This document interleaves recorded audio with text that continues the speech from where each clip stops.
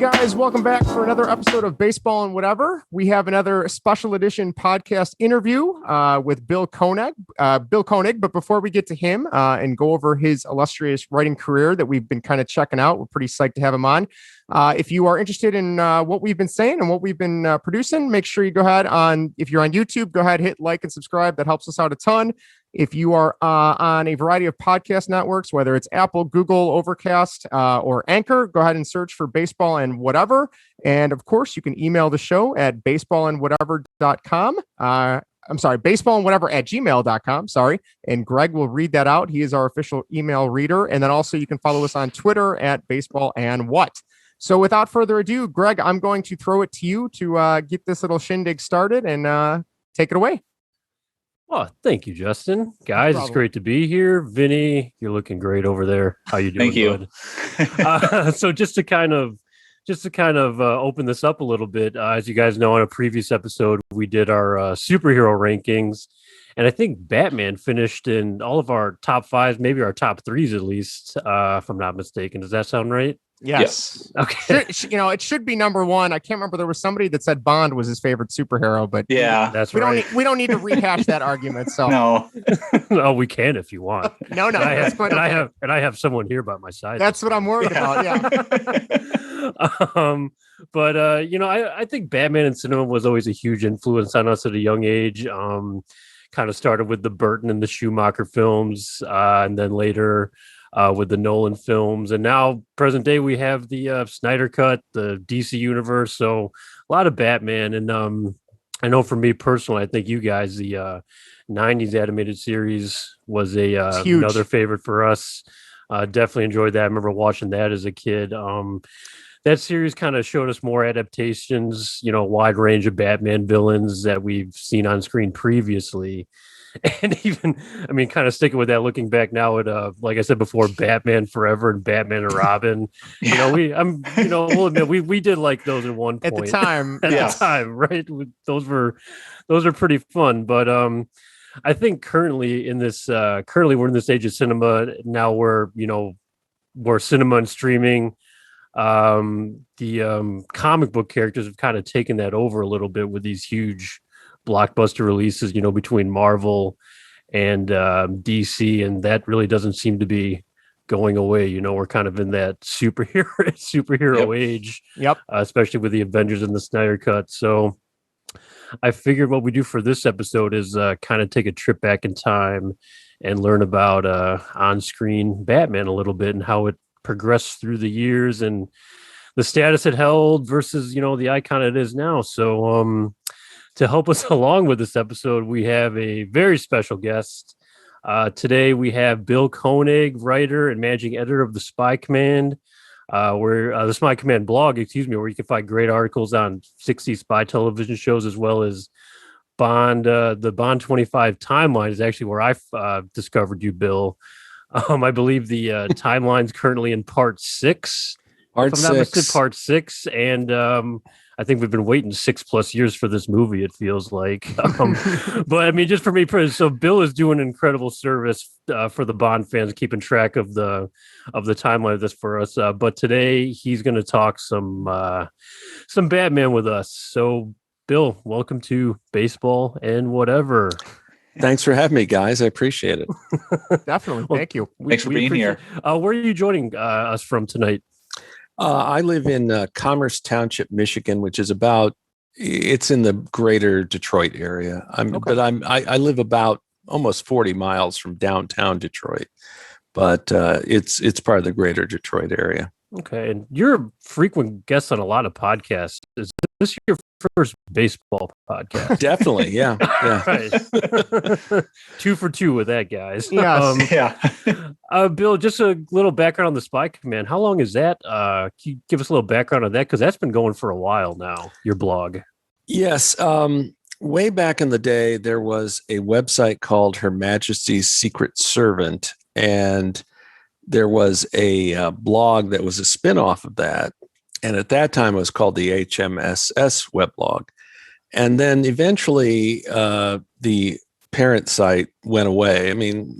It's hard to maintain something like that. It had a good long run. But the blog was what was left. And so the blog started in 2008. And I'm trying to think what year I changed the name. Maybe 2014, somewhere in there. Changed the name to the Spy Command because, because the former parent site had gone away. It's just decided, it was clearly on its own anyway, so it should just have a separate name. And so that's what I went with. Awesome.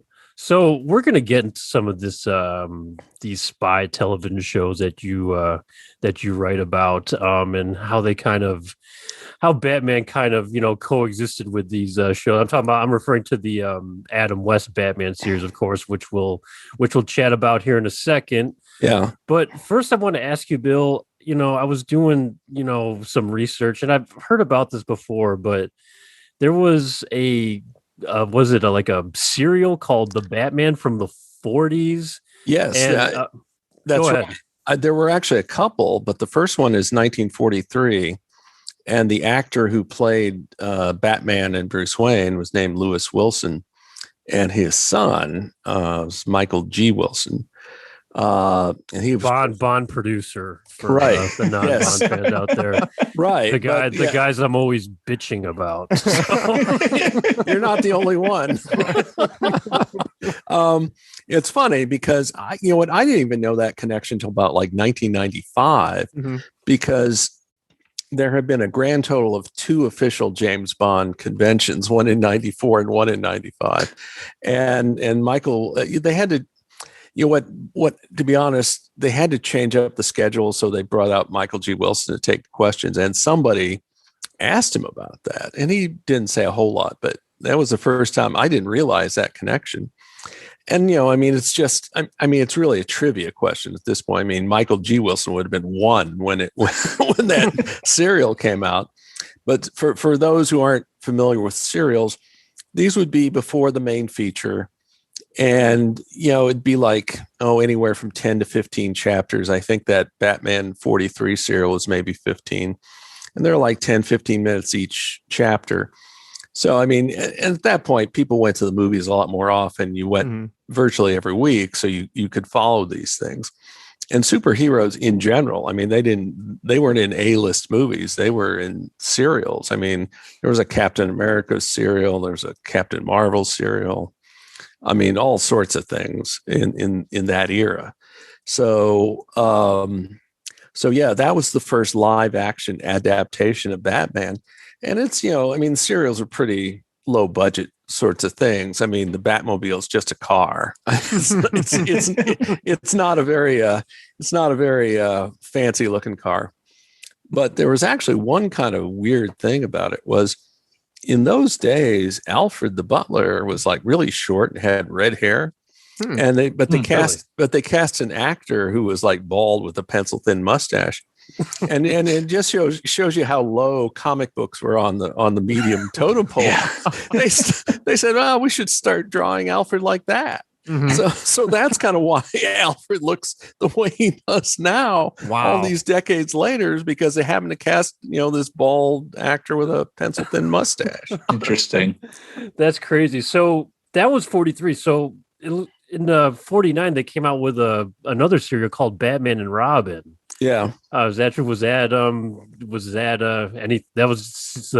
same sort of style, right? Like a 15 episode serial, or something like that. And that Robin was played by was that Douglas Croft? I think so. And Douglas Croft was he was like in what was it? It was Get Right of the Yankees. I think he's in that. Oh, really? As a matter of fact, yeah. I'm pretty sure. I think so. But and they had a different actor playing Batman in the 49 thing. But it was funny in 66 when the Batman TV show took off. They got it was so popular they dragged out. I forget if it was 43 or 49, but they dragged out one of those serials and actually showed them in theaters. Because the enthusiasm for Batman was was crazy. I mean, we can get into this in more detail, but that 66 show, it was something ABC wanted, but the plan originally was to come out in the fall of 66. But I think what happened was ABC was always the runt of the litter among TV networks in those days. And they had an especially bad beginning of the 65 season. They were just getting wiped out. And so they suddenly like ordered, we got to pull up Batman, come in at January. And I remember because I remember this as a kid, they promoted this thing. They called it the second season, which was translation was like, well, a lot of new shows are like bombing. So we got to come up with some new shows. That's not quite how they phrased it, but that's what it was. And actually, Batman, so they move it up and they did some tests, and I think they did like 2 test showings, and I think the first test showing wasn't good at all, and then they had a second test was like better but still wasn't great, but like, we got to let it rip. The schedule's a disaster. We got to put it out, and then it goes on, and it's just the ratings were enormous and just off the charts. Nobody saw it coming. That's interesting. Yeah, no, that's what I kind of want to get into this next session here. So let's just jump ahead to this, Adam West Batman 1966 series. And, Bill, your knowledge is probably second to none on 60s television, more specifically the spy craze, going on at the time. And I'm referring to shows like Mission Impossible, Get Smart, The Avengers, and I think your personal favorite, the Man from Uncle. Man from Uncle. Yeah. And I'll say I first heard of the Man from Uncle from the Henry Cavill Army Hammer. Yeah. Ironically, Superman and a guy who was rumored to be cast as Batman.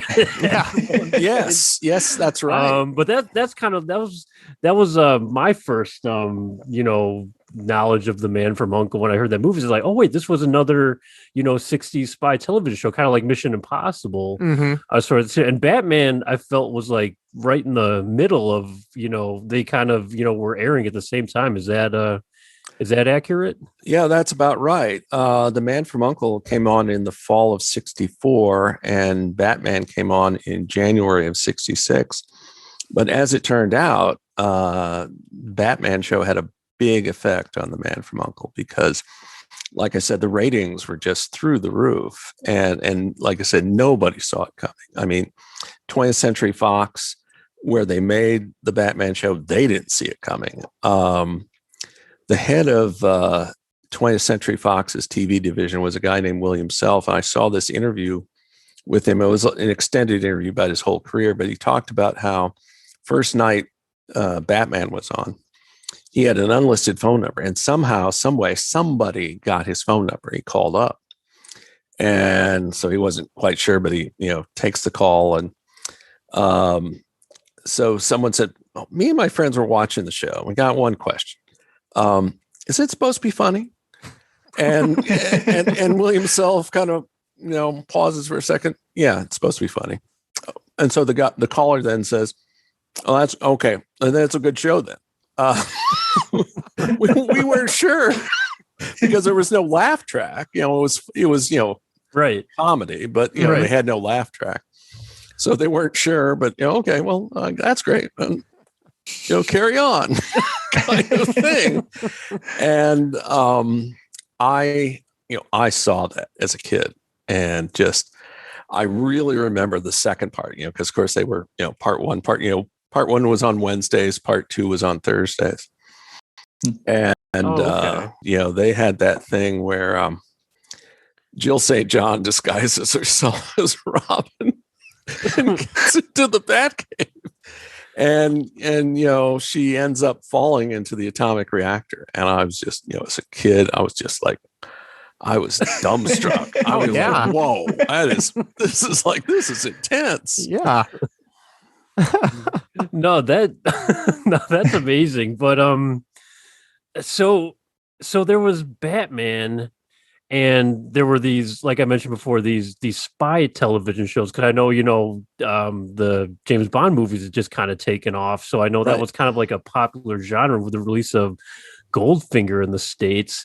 So how were the so how did I ask, like how did they compare during this time? What was more popular? What did people gravitate more towards the campy style of Batman, or did they go for more like the spy stuff at the time? Was it pretty balanced? It was balanced, but Batman had a big effect. At least it did on The Man from U.N.C.L.E. Mm-hmm. Because NBC, which showed The Man from U.N.C.L.E., is looking at these ratings for Batman, and it's like, so they let the NBC executives let me know, hey, you need to lighten the show up. This is what people want. Mm-hmm. And so in the third season of U.N.C.L.E., which was 66, 67, they even brought on a couple of Batman writers to work on U.N.C.L.E. And one was named Stanley Ralph Ross. He wrote almost all of the Catwoman episodes and others besides that. But, that was one of his areas. And he actually worked the same gag into both Batman and U.N.C.L.E., which was, it was more of a pun than a gag, but it was like both, he wrote one episode for U.N.C.L.E. co-wrote it called The Thor Affair. And and then there was this, 2-part Catwoman episode, and part 2, The Bat's Kowtow. Both of them, there's a butler named Rhett Butler. Get it? and the capper is they had the same actor playing the butler in both shows. Really? Oh, that's great. That would be the first cinematic universe there, I think, right? I guess. Tie them together. I guess. And years later, but my first foray into the internet was a Man from U.N.C.L.E. website, which I called, it's still up, called the Man from U.N.C.L.E. Episode Guide. So when I did the review for that U.N.C.L.E. episode, I noted the connection in Stanley Ralph Ross and all this, and how the same gag was in both. Anyway, this is like, maybe 1997. And so I'm going to raise my wife's bringing this box here to give me a little higher. Oh, there you go. Higher thing. Yeah. And anyway, when I did the review of that third season episode of U.N.C.L.E. that had that gag, I noted, how the same joke was in Batman. And anyway, I still can't believe it, but Stanley Ralph Ross saw it. At that point, he was like on the faculty of the University of Southern California. And he sent me an email. He thought it was great that somebody had noticed this, because he said, it was a short email. He said, you have a great eye and ear to be able to see that I used the same joke in Batman and the Man from U.N.C.L.E.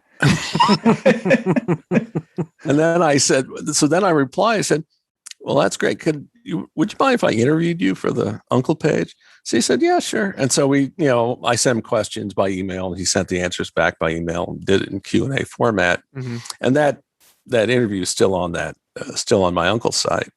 So, I thought I couldn't believe it. I mean, in those days, it was still kind of like the early days of the internet. I don't know if he was like, surfing the internet, just trying to see what people were saying about him or what, but I was tickled to get the email. So, oh yeah, for sure. Yeah. Oh, that's great. That would be incredible. What a great connection right there. Well, just kind of circling back to the Adam West Batman. I believe my grandmother was a big fan of the show, and she worked at a hotel, downtown for many years, that a lot of, celebrities and, socialite figures would come through. And she actually met, Adam West and Burt Ward. They would be frequenting the hotel several times. And I knew you interviewed Adam West, Bill, but she said he was like the biggest jerk ever, and that Burt That's Ward fun. was like the The next biggest jerk. no, Burt Ward was like super nice. Oh, okay. Was like super okay. nice, but Adam West was just not, polite whatsoever. And so I don't know, because you did interview him once before in like 86 or something, you said 86. That's right. Yeah. Okay. So that was, and it sounds like your grandmother probably saw him at his peak of stardom, and I'm thinking so. It's and that can do something to some people, but because by 86, I'm doing some quick math in my head. Yeah. Probably Adam West was probably pushing 60, and Burt Ward was maybe in his early 40s. Mm-hmm. But they were still able to show up at these like car shows and things like that in costume. But I think soon after that they had to give that up, because by the time they started doing, pre-production on the 89 Tim Burton Batman movie, it's like, guys, that's intellectual property. You can't do that anymore. Right. Yeah, that's going to stop now. Yeah. But I will, but in terms of, the phrase, once seen, it can't be unseen. So, so like I said, in 86, Burt Ward was still pretty slim and trim, but, when he did the show, he had like these stockings on, because, he's in his early 20s, playing a teenager. So they put these like stockings on. So, you couldn't tell that he had hairy legs. And, but at this thing in 86, he didn't bother with the stockings. So it's like Robin with hairy legs. It's like, oh, and Adam West, when he sat down to do autographs, I think he had to unbuckle the bat belt, the utility belt, because it was just, and I don't say that to make fun of him, but, because let's face it, you're out there for a couple hours, signing autographs and stuff in those outfits, and they're probably not very comfortable. No, I would imagine not.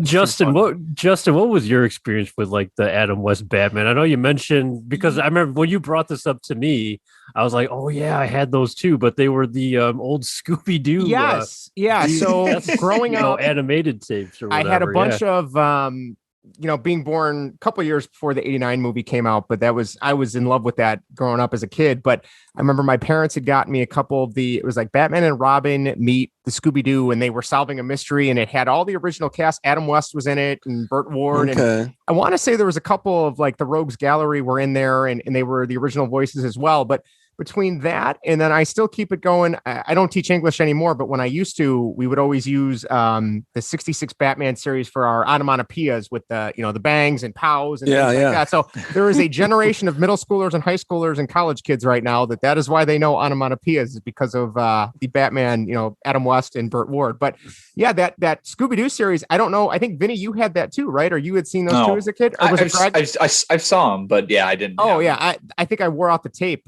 And as a toddler, it was just, I need, Batman pulling off the mask of the ghost or whatever that Shaggy and Scooby were chasing. But yeah, that was what introduced me to Adam West, because prior to that, I had no idea. And I still remember my dad loved the show as a kid, because he used to always call me, the boy wonder. And I had no idea what the heck he was talking about until much later. And I'm like, oh, that was a Batman thing, wasn't it, Dad? He goes, yeah, it was. So, well, that 66 Batman show was so big, they very quickly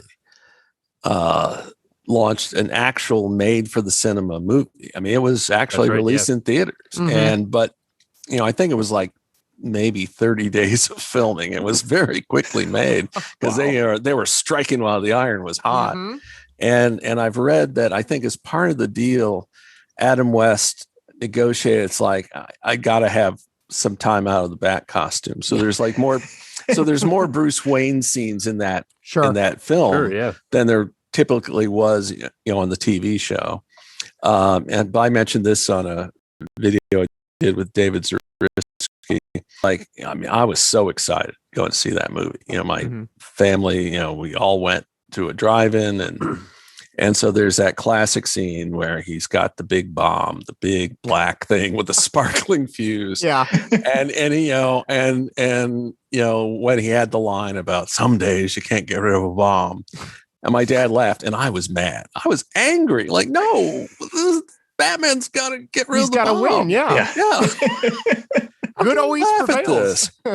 and also when the show was on, I'm watching it, and I talked to my mother about this. I said, well, Batman must have some kind of gadget to change his clothes as he goes down the bat poles. Mm-hmm. Because he goes down, in street clothes, and he gets down the bottom, and he's in full costume.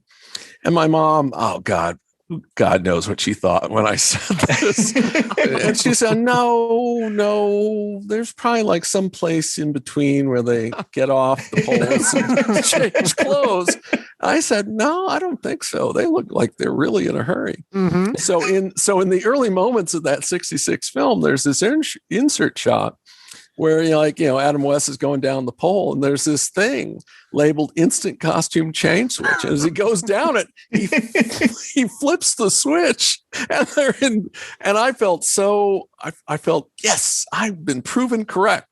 You were vindicated. Yeah. That's right. Brilliant deductive reasoning on my part. That's incredible. So just to kind of, I guess, wrap up here was Adam West Batman. Besides Uncle, were there any TV shows at the time that were kind of inspired by that campy style of television, that comedic style that Batman did?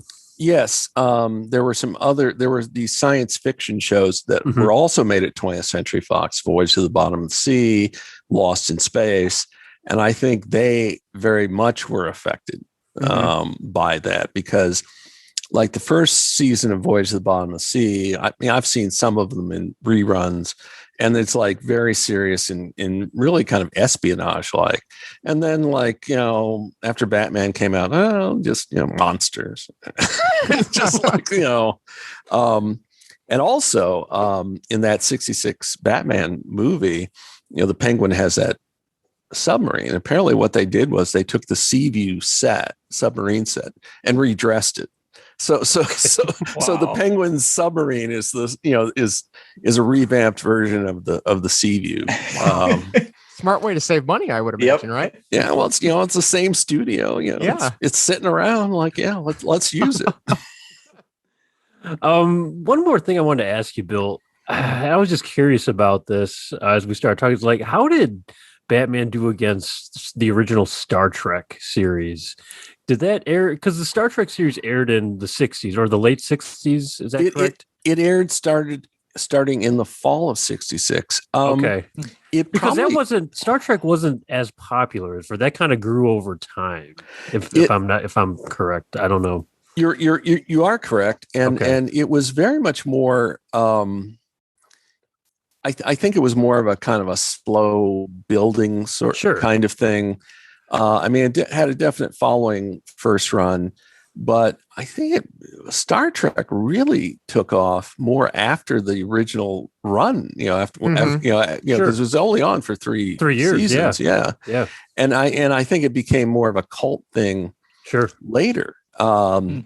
So yeah, but the thing about Batman was that it was very much of a faddish show, because the ratings were great, but then they kind of fell relatively quickly, because like I said, the show came on in January of 66, and by March or so of 68 they had aired the last episode. There were reruns and so forth. So and in the last season, it went down from 2 episodes a week to 1, and they brought in Batgirl to try and juice up the ratings. But in the long run, that didn't help. I have read that there was some interest by NBC. Well, maybe we could do another season, but by that time they had torn down the Batcave set, which was very expensive. And it's like, we can't do it now. So sorry about that. So maybe there could have been a fourth if NBC had acted a little quicker, but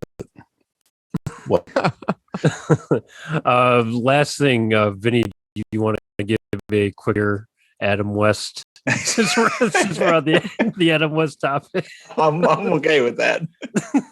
Well, of course, a prominent role on Family Guy for for many episodes. So, You know, playing I mean, fictionalized version of himself. So for a time, I mean, Adam West was having after the show was done, Adam West was having a trouble finding work. Mhm. And like, so in 1974, there was this public service announcement, and it had to do with about equal pay for equal work for women.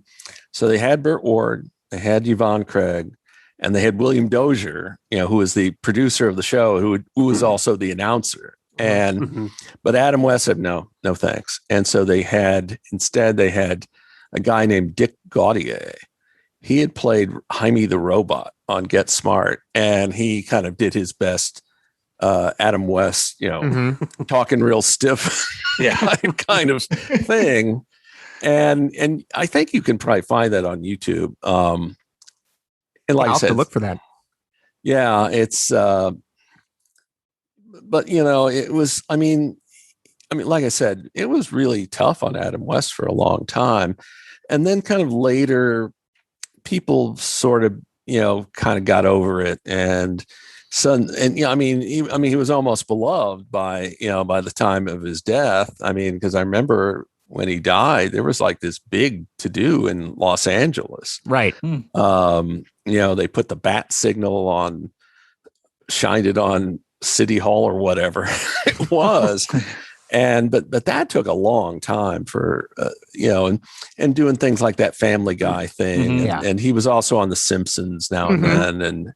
And it took a long time for people, because we're going to talk about the 89 Batman movie. But I remember in the run up to the 89 movie, some people were speculating, will they give Adam West a cameo? And there were like some hardcore Batman fans that I hope not. Wow. They were still mad about that was a travesty. It's like, guys, it's he's an actor doing a job. Right. Exactly. He's doing what because like one of the things that got him the job, there was a quick commercial where he was like this, dressed like a kind of a captain of a yacht or something. And he had that sort of kind of like overly stiff, intentionally stiff delivery. And that was like one of the things that got him on the radar to play Batman. But yeah, guys, there were some Batman fans who like took it.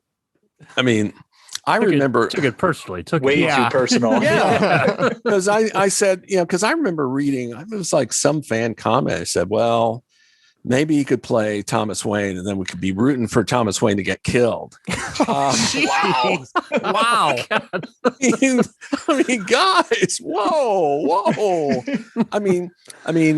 They'd done the campy Batman, and it was time to do a serious one. I was right there, but let it go. Yeah. Let sleeping dogs lie at that point. Yeah.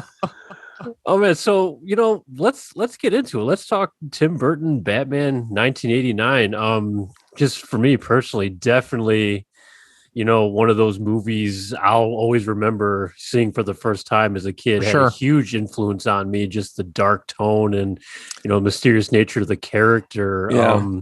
Vinny, do you want to share your first time watching that movie? Do you remember? I don't remember. You should remember. Wait, I remember very well the time I saw it, because like I'm older than you guys. So like I was in my 30s and early 30s. And back then you didn't have the Thursday night preview showings you now have at movies. But like the theater, one of the theaters I went to, they had their first showing at 12:01 a.m. on Friday. And I went to it. Like I was there. I was hyped up to see it. And I was going, and my wife said, well, I want to see it too. I said, we'll go. I'll take you this weekend. But I can't wait. I gotta go now. Yeah. Had to be there. Yeah. And so I think I took my wife like the Sunday of that opening weekend. And she was really, because we were getting out in the car, and I said, what do you think? And she was kind of numb for a second. She said, I was one of the best movies I've ever seen. And it was really intense. And like I said, Batman fans had been looking for a serious adaptation for decades. Sure. And like, I remember just anecdotally, there was this comic shop I used to go to, and the guy who, was the clerk said that, he knew people who were like going every week. They were like going every, like for however many weeks, they were going. And also that was like one of the first times you heard in anecdotes. So like in those days, you couldn't get trailers, on the internet. And so like this was the first time I ever heard of people like buying a ticket to a movie just so they could go see the Batman trailer. And then as soon as the Batman trailer was on, they left. Wow. That's funny. I will admit, guys, that I actually did that with Star Wars. The Dark Knight Rises. Oh, so remember I think it was like 9 minutes. It was just the plane scene with yes, I do remember Bane that on a plane, which I think they stole that. Christopher Nolan stole that scene from a Bond movie, didn't he? He had to. Yes, or it was inspired by one. Just to throw in some Bond there for you. But I remember the movie showing was one of the Mission Impossible movies, and I didn't stay for it. I went there for, and you know what? I wasn't the only one. Oh, I'm sure. That's great. I'm sure. That's too funny.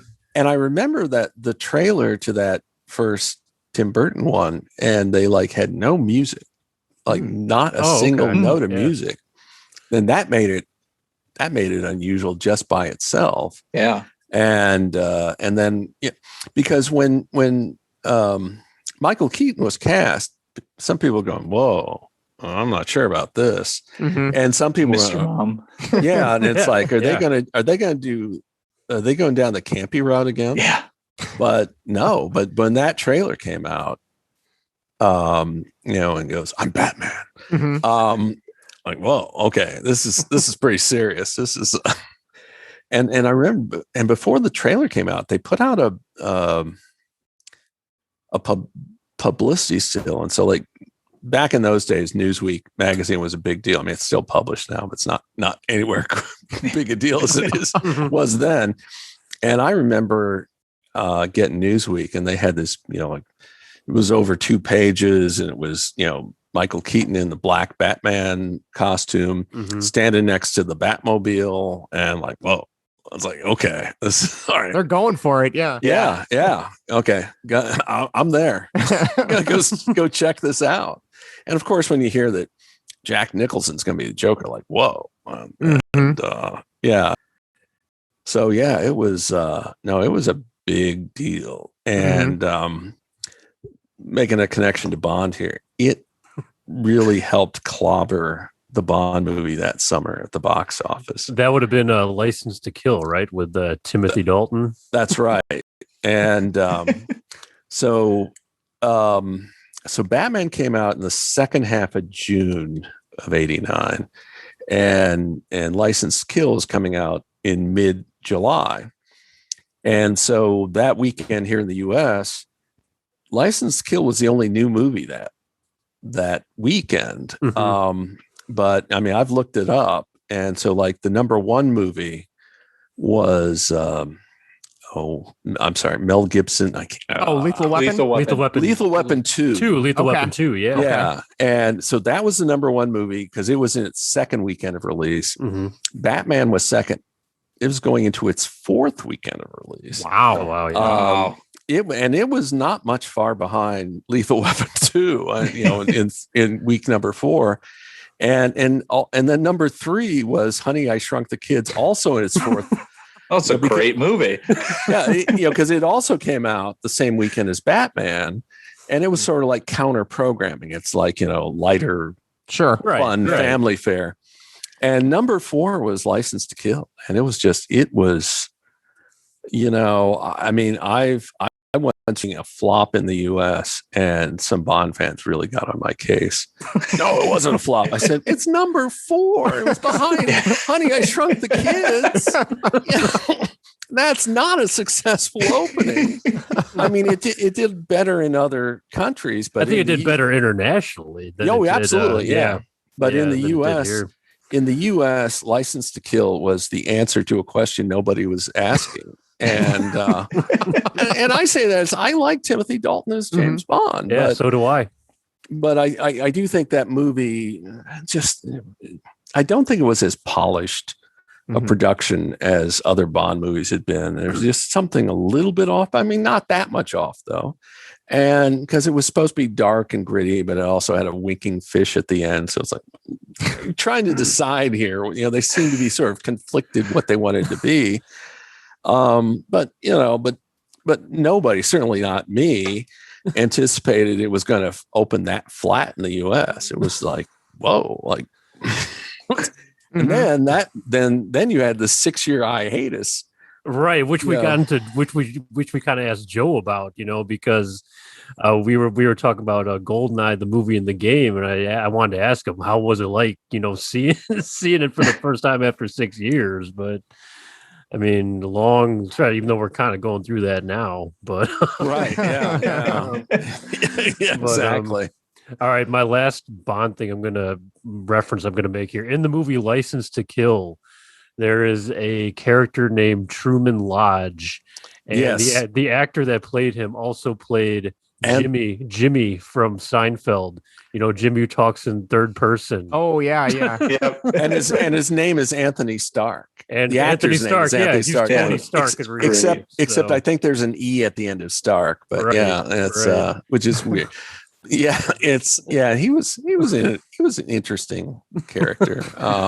He was like the money man for right Sanchez, and so as all the tanker trucks are getting destroyed, he's going and then gets machine gunned, right? So, which was a great scene. Wait, time to cut overhead. Yeah, exactly. Circling back, you mentioned Jack Nicholson before. Obviously playing the Joker. That was obviously a huge cast because he was a superstar at the time. Right. Is that the reason he received top billing for the Batman movie? Because that kind of reminded me of, like the original Christopher Reeve Superman, starring Marlon Brando, Gene Hackman, and then like 5 other cast members. Yeah. And then Christopher Reeve playing Superman. So that's why. Although I noticed that in the end titles, when you have that scroll of characters, then Michael Keaton got top billing. But on the posters, the main titles Nicholson's first, right? which is what everybody remembers. People don't really care about the order in the end titles. So I know we were saying before, so that darker tone of Tim Burton's Batman, that very positively received versus, the campy style that we had, previous to the Adam West series. Was that, like, I think you mentioned before, that was really refreshing for like the Batman fans, but just in a general audience too, was that, appreciated? Oh, absolutely. It was, like I said, it was going, it ran for weeks at a very high box office level. Like I said, it's number 2, in its 4th weekend. And, it was, people loved it. And, it was interesting because they had that in the movie where Keaton's in the Bat jet and he goes up out of the clouds and goes to the full moon and do that. So then in the fall of 1990, there was this pilot to a Flash TV show also made by Warner Brothers. And they had this thing, also a full moon, and, Thunderbolt goes in front of the thing. It's like, gee, I wonder what that's supposed to be. Where'd that come from? Right. Justin, I want to ask you, the first time you saw Michael Keaton's Batman. Gosh, it would have had to have been when it came to VHS. So I know I'm a little. Me. Yeah, I'm Vinny and Greg. I'm a little bit older than you by a couple of years, but I still remember. I remember my parents. The story goes that Batman was my first word because I was just in love with. We had the Nintendo video game, which was damn near as a 4 or 5-year-old, and I had the Batman bed sheets and pillowcases and action figures and you name it, I had it. So when that came out, obviously watching it on VHS, I was in love with it. I thought, Michael Keaton, I didn't know who Michael Keaton was. I just knew he was Batman. Yep. But that growing up, that was Batman to me. So, not to get off topic, but like George Clooney and Val Kilmer, I think it's because I was so ingrained with Michael Keaton that those two I didn't feel those two were Batman to me. So, it wasn't until Christian Bale, I thought Christian Bale did a great job, but I think Michael Keaton, I think he was good as Batman, but I really liked him as Bruce Wayne. I don't know what about his Bruce Wayne, the way he played it. I'm always thinking back to that scene where he's got the fireplace poker, he's, if you want to get nuts, we'll get nuts, I love it. I love it. Was the line, was he nuts? I'll show you nuts, or whatever it was. And he's got the was it with the plate or the ashtray? The tray, the tray. It's a bulletproof vest. And he's fine. Yeah, but oh gosh, that movie, I mean, even in high school, I would have friends over and it would be like, oh, let's pull out the Keaton Batmans and let's watch these, because that was just we were in love with it because it represented our childhood. So it was a great time. And I think that, for what I've read, I think Warner Brothers kind of kept a pretty close check on Tim Burton. They didn't want to let him go too crazy. Yeah. And there's a fine line there for sure. Yeah. Yeah. So when they did the sequel, what was it? Batman Returns in 92. It's like, well, it was a hit. So yeah, they let him go a little bit more. That makes sense. Yeah. But comparing the two movies. But yeah, when you got like Michelle Pfeiffer licking Michael Keaton's face. Yeah. Like, ooh, okay. and Danny DeVito walking around. Making him an actual like half man, half bird, penguin. Which was like, and it was like, I don't know, Danny. That's a stark difference from the original, right? I mean, because in the original comics, the Penguin's just kind of a fancy dresser, right. And he definitely had 10 fingers on his hands. I was gonna say, yeah. He didn't have claws. No. Or whatever it was. Flippers. Yeah, little flippers, exactly. Yeah. And I think also, but both of those two movies, I think, owe a lot to now I'm drawing a blank, the composer. That Danny Elfman. Danny Elfman, yeah. I mean, that was, because they also got Danny Elfman to do the pilot of that Flash show. And but I just thought that was a fantastic score. Oh, yeah. Particularly the first one. And man, it was just, it really worked perfectly, with the visuals. And I actually, back in those days, actually got cassette tapes to play in the car. Yep. And like I wore mine out. Oh, that's too funny. So I want to jump because I think part of the the animated series that came out in the 90s, and I know Justin, I know you're a big fan of this. Oh yeah, too. I loved that. Yeah, that was definitely inspired by the Michael Keaton's Batman. Right.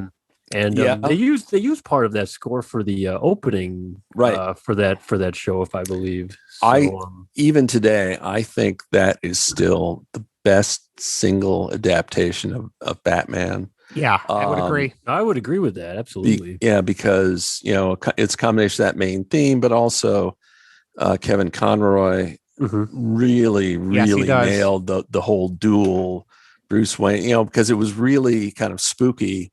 You'd see a scene where he's dressed up as Batman in the Batcave. Oh, Bruce Wayne's got a phone call, and then he like switches from talking Batman to like his Bruce Wayne voice. Yes, and it's you can tell it's him, but it's like whoa. And they also adapted specific comic book stories, and they gave those guys credit, because here's something a little bit of trivia about that 66 Batman show.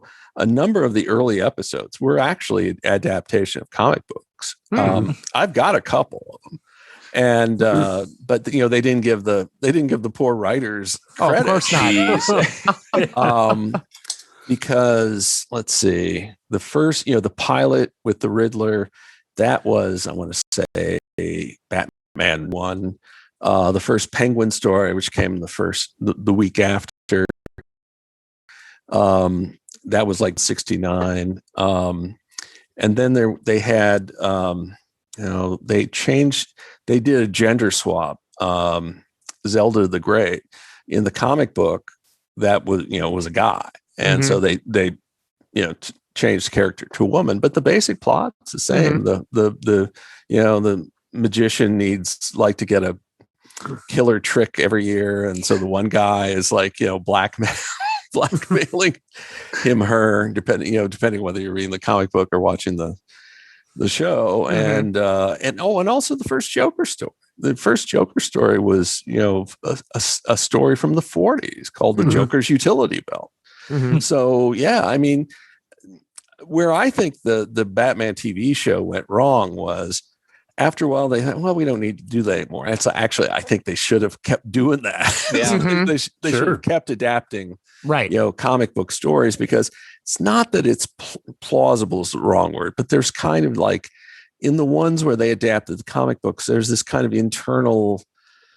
It just kind of works internally, and just whereupon instead when they like jettison doing comic books as source material, it just got sillier and sillier. It's like, here's this thing that makes metal 20 times heavier. Yeah.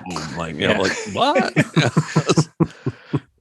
There was one episode, and I don't know, obviously I don't remember what season it was, and I couldn't tell you if it was based on a comic book or not, but I still remember, this is my favorite one because it's one that I still go back and watch every once in a while, but I think it's Killer Croc and Joker and maybe Harley Quinn and the Riddler and Penguin kind of all sitting around playing cards. Greg, you know which one I'm talking about? I remember this. Yeah, as soon as you said it's Killer Croc, and they're playing like poker or whatever, and they're talking about stories where they almost caught the Batman, and they were this close to getting him. And then I think at the end, you find out that Batman was dressed up as Killer Croc, and then Commissioner Gordon, he's trapping them all. Yeah. And I remember as a kid, I was like, wow, I didn't know you could do that, where you totally flip the story on its head, and you have this twist. But and that brings me up to speaking of the Joker, is I love Mark Hamill is the Joker in that series. That was phenomenal. I thought he always does a great job. So Mark Hamill was also in that Flash TV show. Yes, he was as a villain, and I think that might have been his first chance to play a villain, and that was sort of like a warm up for him then doing the Joker on the Batman the animated series. Because like he was a great villain. He was fantastic. You'd never realize that was Luke Skywalker. It's night and day. It still surprises some people, I think. And he's done a ton of voice acting. Yes, he has. And there was another episode of that animated series where a bunch of kids are together and they start telling a story. And the first kid tells a story about Batman. He saw Batman. And so Batman is drawn very much like in the 40s. And maybe they even had the giant penny. I forget, but but it's very, old fashioned, but then, and you see what happened. So then there's this girl who's there said, no, Batman's nothing like that. And so she starts to tell the story. And it's basically the Frank Miller thing with Batman and a girl Robin. And, he's, drawn very much like the Miller thing. And, and you had different voices, for the different ways the Batman was depicted. And so then at the very end, suddenly something happens, and I forget the exact source of the peril. And so then you get the Kevin Conroy Batman. And so you can see, the way he rescues the kids, you can see how the different versions of Batman are very much blended in the Kevin Conroy Batman. And I thought that was a fantastic episode. And and they also adapted There Is No Hope in Crime Alley. I vaguely remember that one. Okay. That was a 1975 comic book story in Detective Comics. I think I still have that. And it was, again, a great adaptation, very much caught the spirit of the array. They gave a credit in the end titles. So I think it was Denny O'Neil wrote it. And Danny O'Neill wrote it, drew it, and it's a very simple story. It's may only be like 12 pages, but it's a great story, and the cartoon adaptation was wonderful. So I'm a big fan of the animated series. Oh yeah. For sure. I still have all the DVDs and everything. Never given that. Nope. Did you watch that too? Didn't you, Vinny? No, not that much. I got the DVDs. I'll bring them over next time. All right. We'll grab a couple beers and we'll all watch it together. Perfect.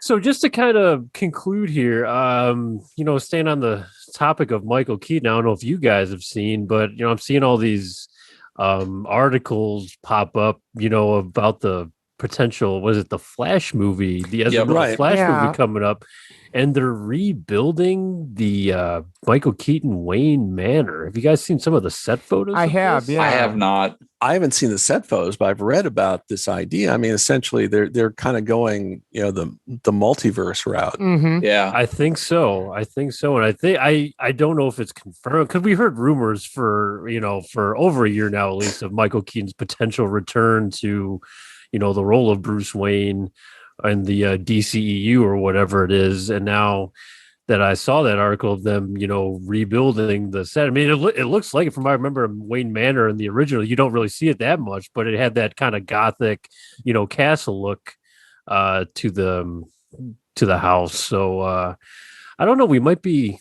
seeing something here. What do you guys think? I had also read. Gosh, I'm drawing a blank where I saw it, but it was some article online that said they were also approaching Ben Affleck to come back and play his version of Batman for this Flash movie too. I think that is correct. So yeah, like a multiple universe or like a Flashpoint kind of thing. Right. Is it Ezra Miller that played Flash? Ezra Miller. Yes. Okay. Yeah. I could kind of see it working. I mean, that character I kind of enjoyed, especially in the Snyder cut, because I feel like they gave him a little bit more room to breathe as opposed to the theatrical release where him and, was it Cyborg, they just kind of got pushed to the side a little bit. But yeah, I mean, anytime Michael Keaton's involved, I'm going to be there, day one to see it, even if it's a 10-minute scene, so totally. We'll see.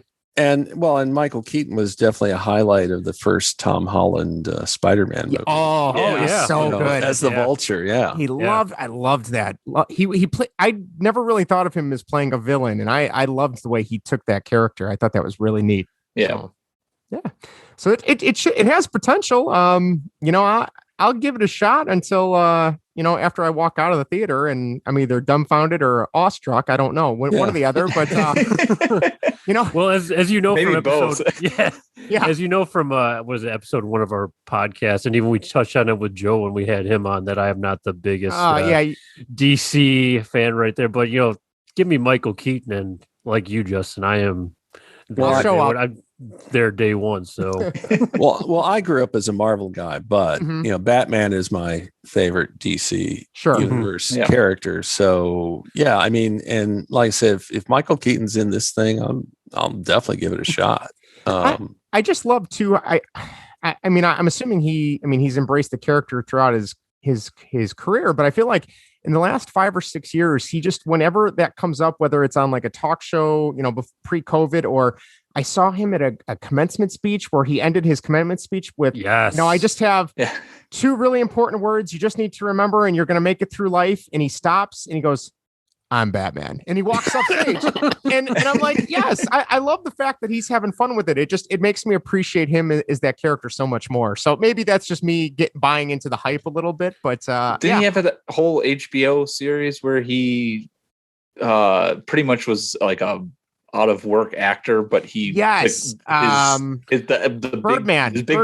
Big claim to fame was a Birdman. Well, that was kind of like the jump. He had like this late career resurgence. Where he started getting Academy Award nominations. He was in this great movie called Spotlight. These really big movies. So it's kind of nice to see him come back to the Hollywood scene a little bit.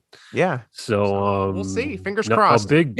Big fan of Michael Keaton. So if he does come back and it's just in the movie playing Bruce Wayne again, that's to me that's worth it. That would be great. Right? That'd be awesome. Great, so the last thing I want to get to, guys, is the I think, well, okay, so what, a year and a half ago, that Twilight Man himself, Robert Pattinson, was cast in Matt Reeves' The Batman. Such a creative title, and I was like, it was like, you know what, I am, why does Batman have so many casting issues? That was like, here we go. Here's just another one. So I'm just like, at that point, I was just like, whatever. And then it's like they never have problems casting the villains. It's always casting Batman. Right, exactly. Batman himself, the title character. And then, plenty of time passed, and I followed it here and there, but it's like, I'll still, just kind of see it. I mean, as Batman, of course, I'm going to go see it regardless. I mean, it's a giant magnet. They got your money either way, Greg. Take my money. Right, whether I want to or not. But well, you know what? I think one thing that contributed to Adam West being looked at better, toward the end of his life, is we've had so many dark versions of Batman, and Batman really is a dark character. I get that, right. but I think if you're unrelentingly dark, I think some people might want to change a pace. Sure. So I think in some cases Adam West ended up being better appreciated. Mm-hmm. Like when his nickname was the Bright Knight. At least I saw some people do that, but also. The Lego Batman movie. I went to see that. Yeah. And it's like, I had a great time. Yeah. It was like, it was so funny. And it's just, is that how Batman should be regularly? No, but as a one-off, I mean, sure. Particularly that sequence where the Justice League is having a party and they didn't invite Batman. he's so depressing. But then, so like I said, going, Robert Pattinson, whatever. And then Justin, I think you texted me. Oh, it was. I think it was. DC was having their, their convention or whatever. I think it was a text in all caps saying the trailer's out. The trailer's out. I'm just like, let's see how this goes. And then, I hear Nirvana come on with the Michael Giacchino score, and I'm just like, wait a minute. It's like, is this going to be good? I was like, what is this? And the music keeps playing. I'm like, this is dark as fuck. Yeah. I was like, what is this? This is awesome.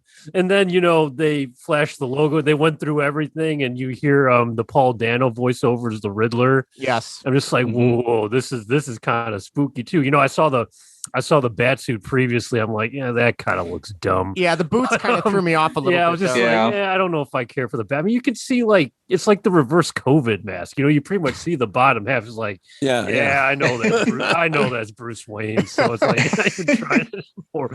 But I found it interesting. I'll say I found it interesting with the Batmobile in the Pattinson movie that they've kind of gone back to like the 70s. Yes. Exactly. Yes. Yep. Where it's a recognizable car. It's not like the Michael Keaton Batmobile. The first thing I thought of was Adam West, and I wasn't too disappointed. I'm like, because I always like the concept. That's why I was such a big fan of Batman Begins, because everything. I mean, at least with the suit, everything just felt like he built himself. Everything was just kind of, it wasn't perfect. It wasn't, developed by this high tech stuff. And that's one thing at least I get from the Pattinson trailers. Like everything just kind of looks homemade, almost just kind of pieced together armor. And for right now. And I think that kind of stood out to me a little bit. I'm like, okay, I can buy into that a little bit. So and the other thing that goes on with these movies now is like you have these YouTube users that do their videos and like jumping on anything at the slightest hint of weakness. And because supposedly, Robert Pattinson didn't want to work out and the director was mad at him and all this stuff. And it's like, guys, we haven't seen the movie yet. We don't know. I mean, plus, you see those, see the Batman uniform. It's like you could be, ripped as anything, but it's still like, body armor. Right. You probably don't need to be ripped yourself. The suit will take care of it for you. The suit makes everyone look good. So. I'm just really excited with granted, it could, and I could be regretting it next year when it comes out. But I just think the cast around him too is, Andy Serkis and Right. Colin Farrell was. I didn't even recognize him in that trailer when they had him saying he was going to be Oswald Cobblepot, or I think James Gordon, is Jeffrey Wright. I want to say, does that sound right? Yes, that's right. Yeah, I really like him as an actor. Some of his previous stuff. I know Peter Sarsgaard is playing some district attorney who I don't know if it's a made up character, I want to say, or it's somebody that hasn't been revealed yet. I think so. But I feel like there's Zoe Kravitz, of course, playing Catwoman. Selena Kyle, Catwoman. So there's all these, it's a very big cast around him. That maybe that'll help carry the movie. We'll see. But the thing that keeps me hoping is that.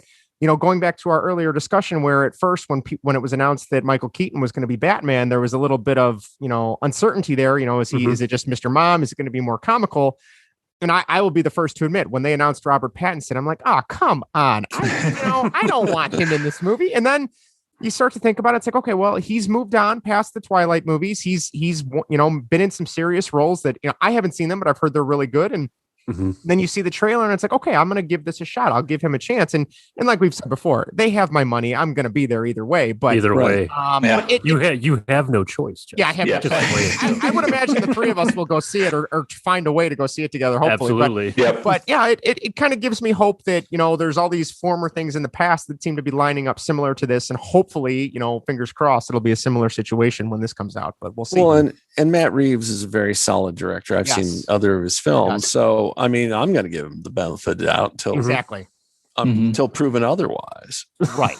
I will admit the first time I saw Justice League, I was telling Greg and Vinny, oh, it's great. You guys got to see it. And then I watched it again and I'm like, oh, what was I thinking? This was not good. And then the Snyder Cut came out and I'm saying the same thing. It's really good. But, well, the thing I liked about Justice League is he finally had, Superman finally had a clean uniform. Like the weird thing about Zack Snyder was the Superman costume looked like it was had a film on it or something. It was just what is this? It's like, Superman doesn't look like that. He's the yellow is bright yellow and the red is bright red.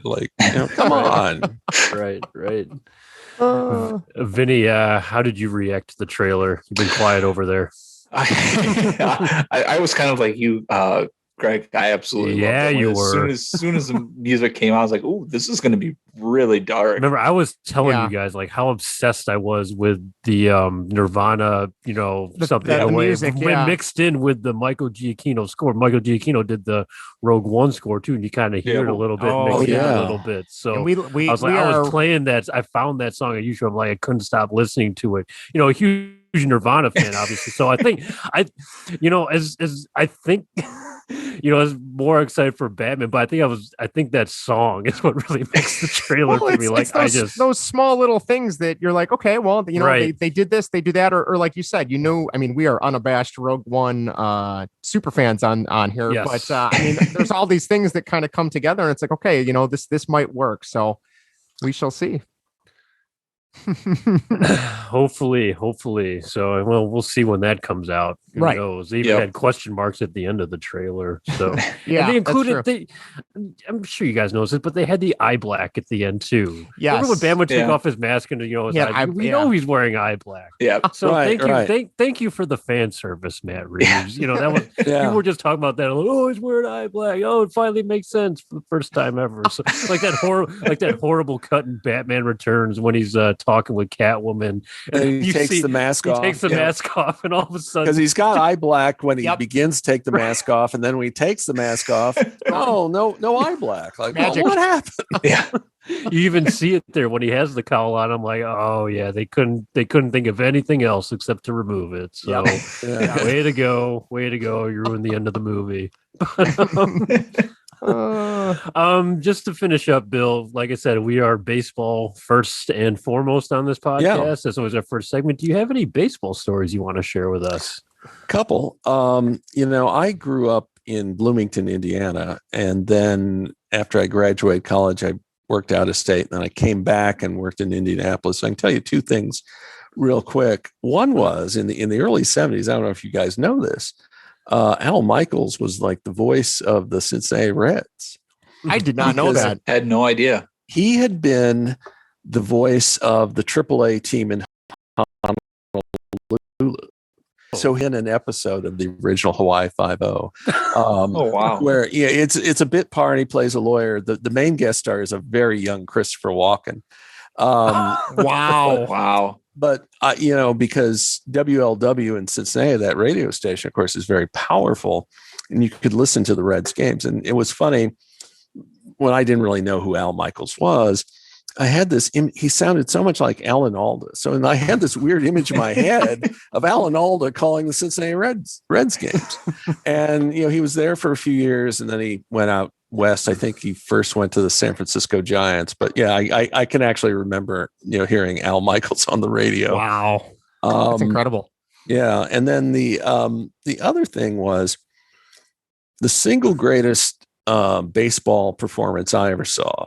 I believe this is 93, was Barry Bonds. This is this is years before the steroids thing came up because he was, his body type was not like he was. He had a regular sized baseball cap at that point. And he was like pretty slim and whatnot.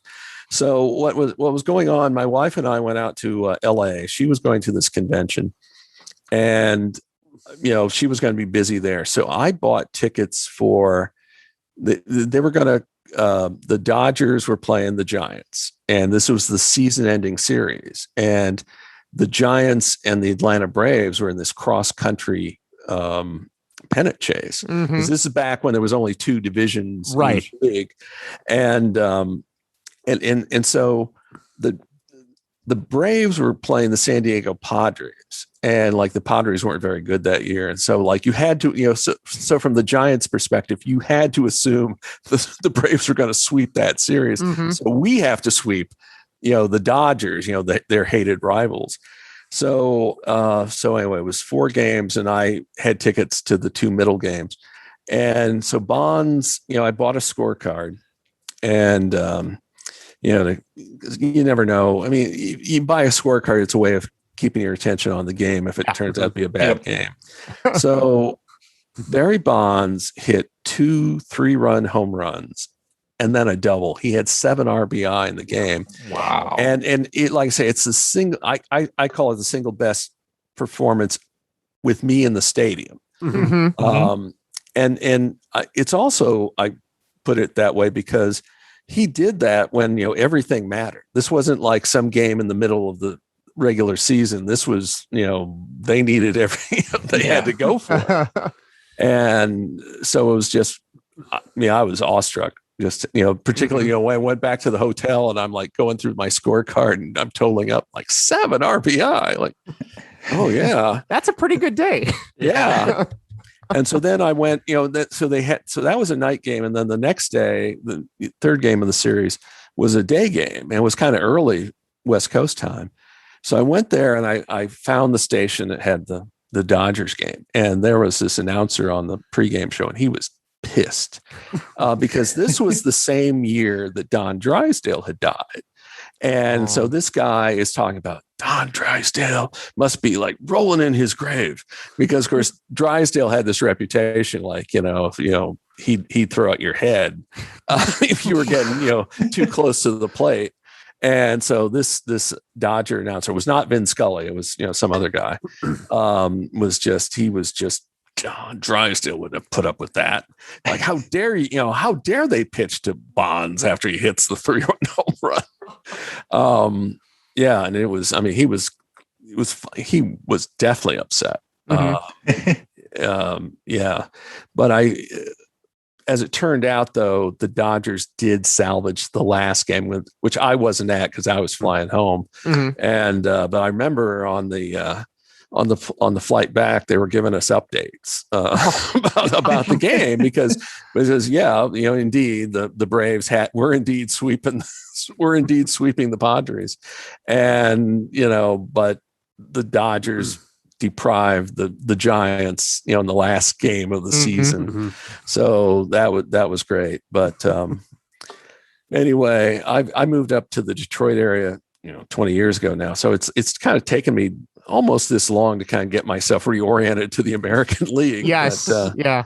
Because I used to be a National League guy, but you live here this long, you just take it up. But Chicago stadiums. Mhm. Okay.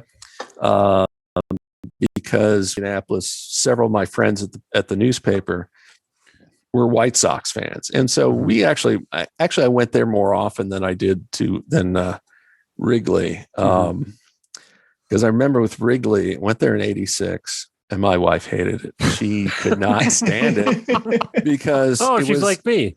it was like the Cubs were playing the Dodgers, and the wind was blowing out, so it became a long. First of all, it became a long game. Oh, yeah. Number one. Yep. And then number two, there were these drunken guys behind us. That also happens. No. Yeah. Shocking. And they loved old style beer. And they took a liking to a particular old style vendor named Howie. And I remember I bought a beer from Howie, and then my wife is going, "You're encouraging them." I said, "I wanted a beer," and he happened to be by.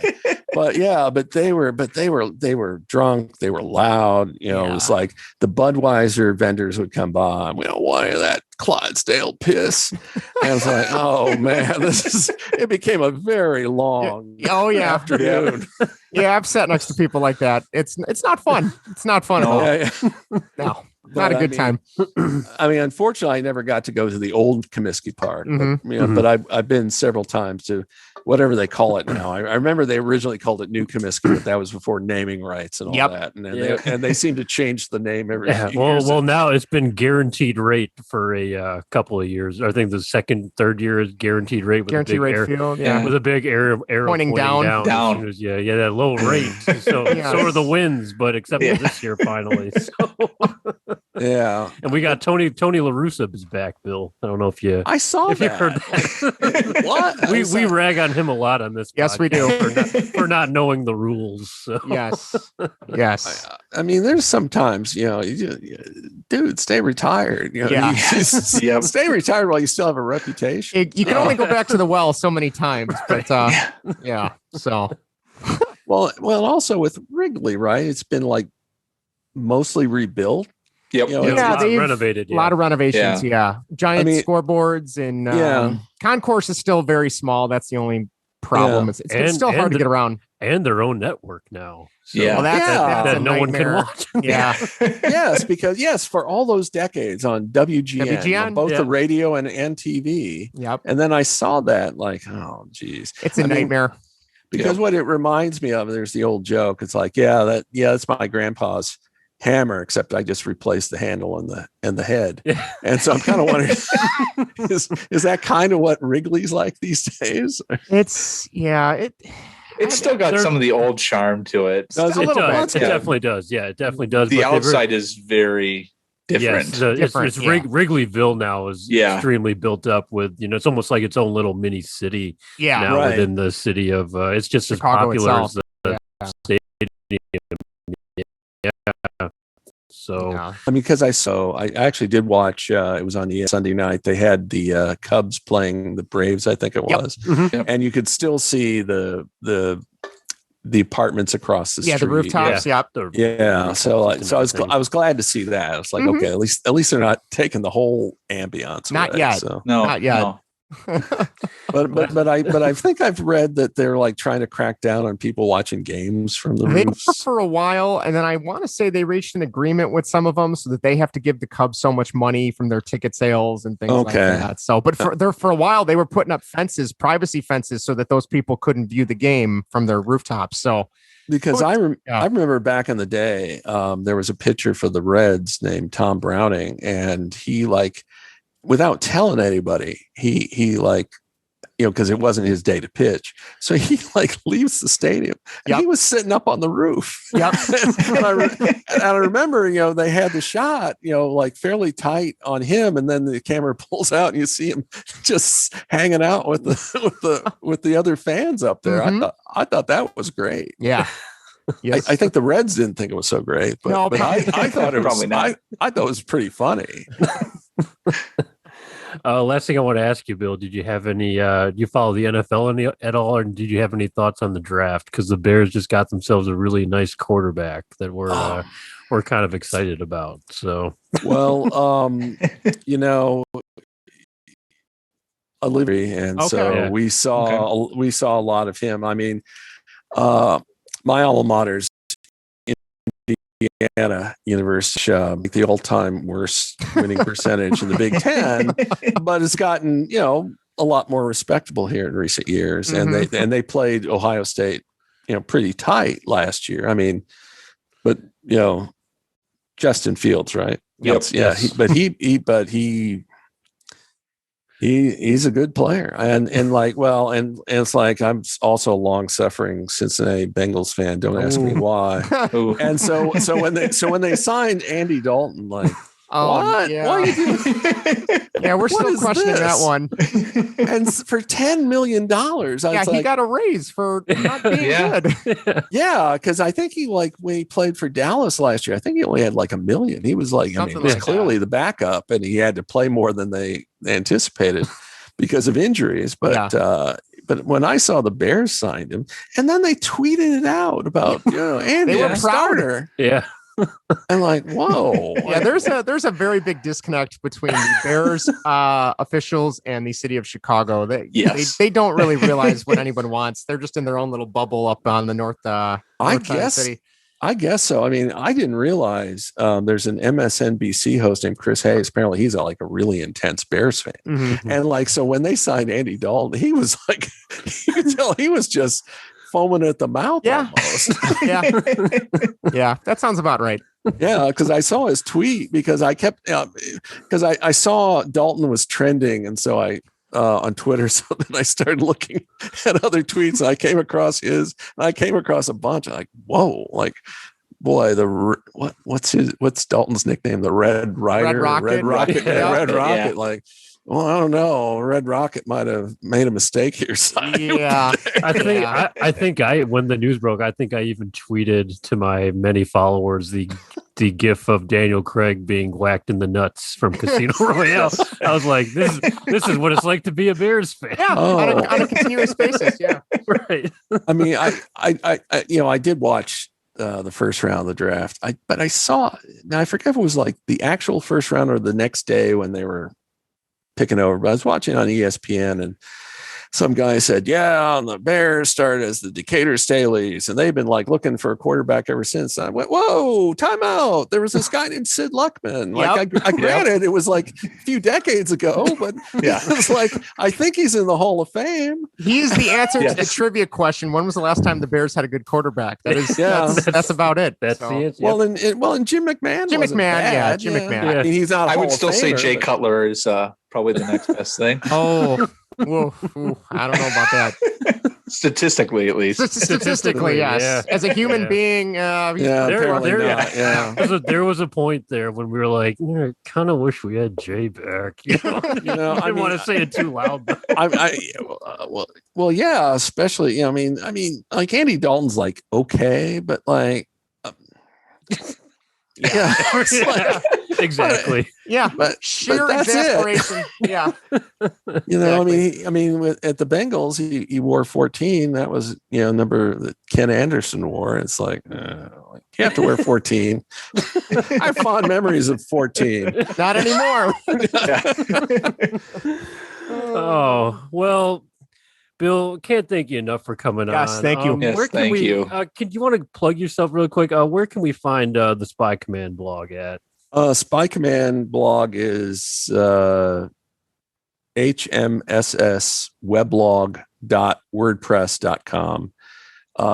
Man from Uncle Episode Guide is uncleepisodeguide.wordpress.com.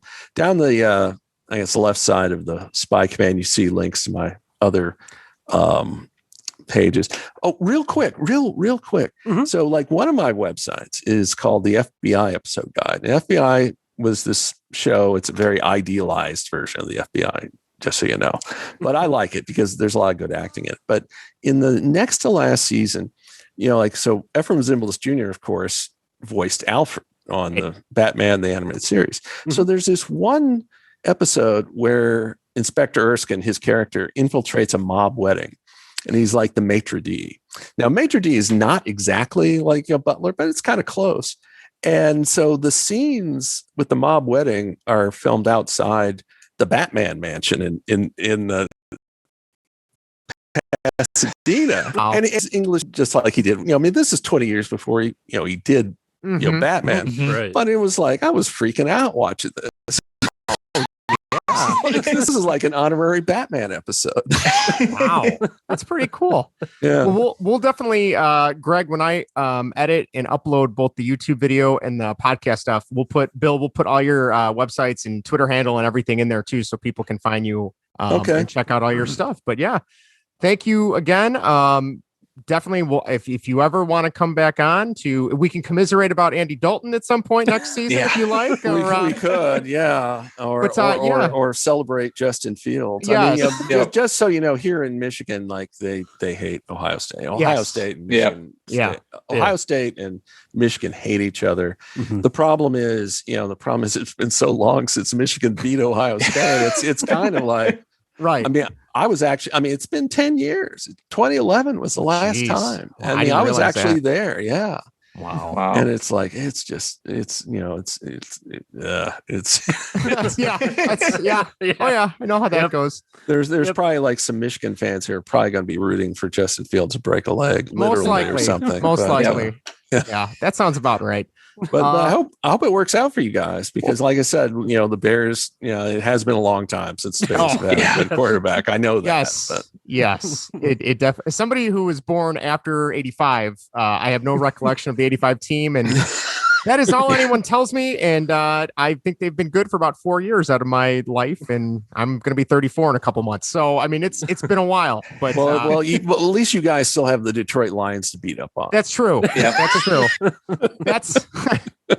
Yeah, there's not much else to say about that, at least, thankfully. I mean, I'm not a Detroit Lions fan, but but God, the people, they love the Lions. I mean, they gripe about the Lions all the time, understandably, but they show up for the games, and it's like, it's like I feel sorry.